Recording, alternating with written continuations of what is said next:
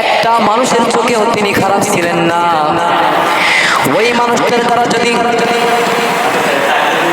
40 বছর জিন্দেগি কোরআন ছাড়া নেতৃত্ব দিয়ে, কোরআনকে পেছনে রেখে, কোরআন ছাড়া নেতৃত্ব দিয়ে মানুষদের কাছ থেকে কিছু ভালো আশা করা যায় নাই। সমাজের ভেতরে থেকে সুদ, ঘুষ, ব্যভিচার, অত্যাচার, নির্যাতন, গরিবের হকগুলো লুটে পেটে খাওয়া, এইরকম বাজে মার্কা, নোংরামি মার্কা খারাপ কাজ থেকে যেমন ফারেক করা সম্ভব হয় নাই, এইরকম বাজে মার্কা খারাপ কাজ থেকে যেমন মানুষদেরকে ফিরিয়ে আনা সম্ভব হয় নাই।